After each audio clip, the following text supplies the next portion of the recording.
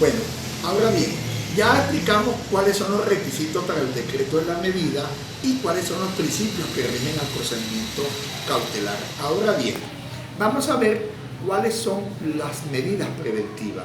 Existen dos tipos de medidas preventivas: las llamadas medidas preventivas nominadas y las medidas preventivas innominadas.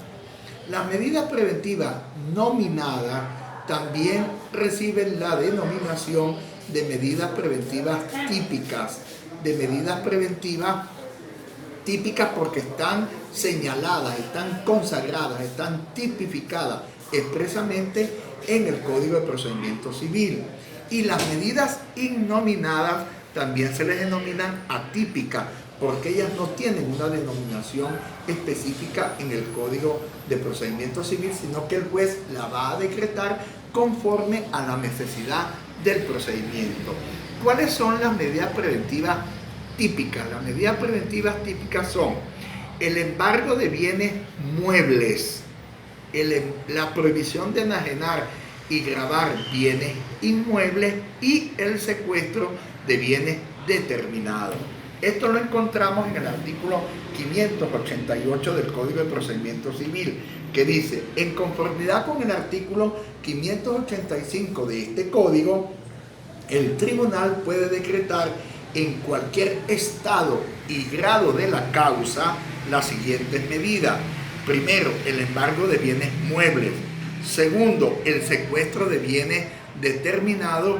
Y tercero, la prohibición de enajenar y gravar bienes inmuebles. Estas son las medidas típicas. ¿Por qué las llamamos típicas o nominadas? Porque tienen una denominación específica: embargo de bienes muebles, prohibición de enajenar y gravar bienes inmuebles, secuestro de bienes determinados.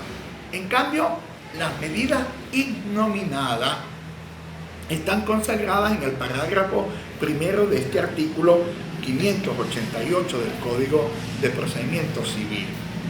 Pero hay que aclarar lo siguiente: para el decreto de las medidas nominadas o típicas hay que cumplir los dos requisitos que ya explicamos anteriormente: periculum in mora y fumus boni iuris, es decir, el peligro en la demora y la presunción grave del derecho que se reclama. Pero para decretar o para solicitar una medida preventiva innominada hay que cumplir un tercer requisito, que es el periculum indagni, es decir, el peligro de daño inminente, para que el juez pueda decretar la medida. Dice el parágrafo primero de este artículo 588 del Código de Procedimiento Civil: además de las medidas preventivas anteriormente enumeradas y con estricta sujeción a los requisitos previstos en el artículo 585, el tribunal podrá acordar las providencias cautelares que considere adecuadas cuando hubiere fundado temor de que una de las partes puede causar lesiones graves o de difícil reparación al derecho de la otra. En estos casos, para evitar el daño, el tribunal podrá autorizar o prohibir la ejecución de determinados actos y adoptar las providencias que tengan por objeto hacer cesar la continuación de la lesión. De este parágrafo primero, entonces, deducimos, en primer lugar, que existen las medidas innominadas, que para decretar esas medidas innominadas hay que cumplir los requisitos del 585, periculum in mora, fumus boni iuris, pero hay que cumplir un tercer requisito adicional, que es el peligro de daño inminente, que es lo que se conoce en la doctrina como el periculum indagni, el peligro de un daño inminente. Cuando usted le solicite al juez una medida cautelar innominada, usted tiene que acreditarle la prueba de esos tres requisitos. ¿Cómo probaríamos, por ejemplo, un daño inminente? Imagínense ustedes que usted solicita una medida preventiva en un procedimiento de partición de bienes conyugales y uno de los bienes es una ferretería que corre el riesgo de que en una noche esa ferretería puede desaparecer y está en poder de uno de los cónyuges. Imaginémonos que está en poder del cónyuge. entonces la cónyuge tiene que demostrarle al juez la necesidad de que se decrete esa medida porque se trata de bienes que son fácilmente ocultables o fácilmente trasladables. Entonces el juez va a decretar estas medidas preventivas innominadas tomando en cuenta la necesidad de la medida, es decir, qué tipo de medida es necesaria dictar para evitar ese daño inminente. Por eso el parágrafo nos dice, en estos casos, para evitar el daño, el tribunal podrá autorizar o prohibir la ejecución de determinados actos y adoptar las providencias que tengan por objeto hacer cesar la continuación de la lesión. Puede, por ejemplo, acordar un inventario de bienes, puede, por ejemplo, nombrar una junta administradora ad hoc, puede, por ejemplo, pedir que se rinda semanal o quincenalmente cuentas de la gestión de la actividad comercial de la empresa, si se trata de una empresa mercantil. Es decir, el juez tiene que tener mucha creatividad para decretar y ejecutar una medida que sea la que garantice evitar el peligro del daño inminente, que haga cesar la posible lesión, porque si el juez no dicta esa medida, obviamente, por ejemplo, en el caso que estamos colocando de la ferretería, puede desaparecer en una noche o puede trasladarse los bienes de un sitio a otro.